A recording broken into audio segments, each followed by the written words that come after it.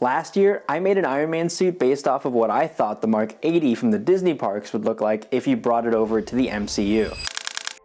Not only that, but I entered it into the C2E2 Crown cosplay competition, and it gave me the chance to show it off on stage.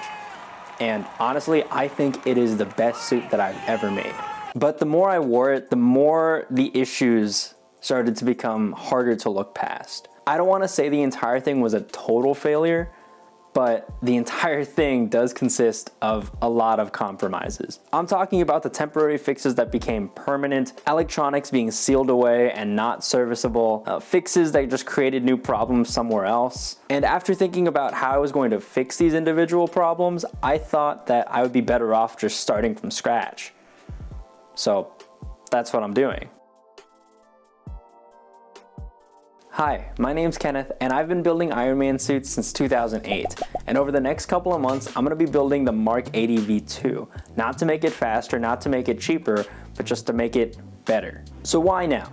So this project has been in the back of my mind for quite a while, but after being invited to C2E2, I thought it would be the perfect opportunity to commit to the project. Not only is C2E2 a huge con, but I know a lot of my friends are gonna be there. If I was gonna push myself, I wanted to do it where I couldn't hide any failures. I wanna be able to stand side by side with some of the best people in the game. So here's the problem. A lot of Iron Man suits look incredible, no doubt about it. But behind the scenes, I think a lot of them end up being either hard to repair, pretty fragile, or they're just overall uncomfortable to wear. Now, those aren't criticisms per se, but they're just kind of a reality of how complex these builds are and how hard it is to bring them to life. I don't want this suit just to look good. I want to make it easy to wear. I want to make it easy to repair, and I want to make it as sturdy as I can. So this time, instead of rushing to get a build and coming up with solutions on the fly, I want to revolve around a cohesive system. I want this thing to be designed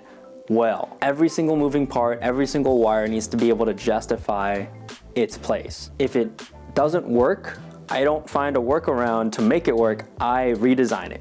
That's kind of the mindset that I'm going for this build. It's a little bit ambitious, but I'm hoping for the best. So to keep myself accountable, I've set a couple of rules. I want to have no permanent installed electronics. Every system has to be removable, and everything needs to be serviceable. Most importantly, if something breaks, I don't find a workaround. I try to redesign it by looking at the root problem.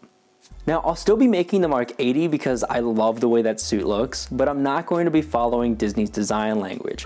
Instead, I'm going to be following the Hot Toys design language that was released in D23. Now, for those of you not familiar with the Mark 80, at a first glance, it does look very similar to the Mark 85, but side by side, you can tell the differences pretty quick. This is the Mark 80 that I want to bring to life. Like my last suit, a majority of this suit will be 3D printed, and I've been working on this 3D model for about a year. I've also been lucky to get feedback from some incredibly talented modelers over at Wireframe 3D. Huge thanks to Walsh 3D and Vec 3D for support along the way of that modeling process.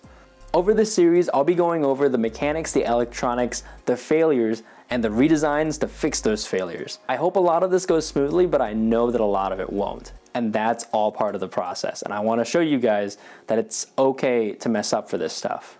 I don't know how far this suit's going to get, but I've been documenting my process so far, and so far it looks pretty cool. Now, the time this comes out, I probably would have already made a few prototypes for parts of the suit, but let me know in the comments what type of stuff you want to see, and make sure you subscribe to keep updated.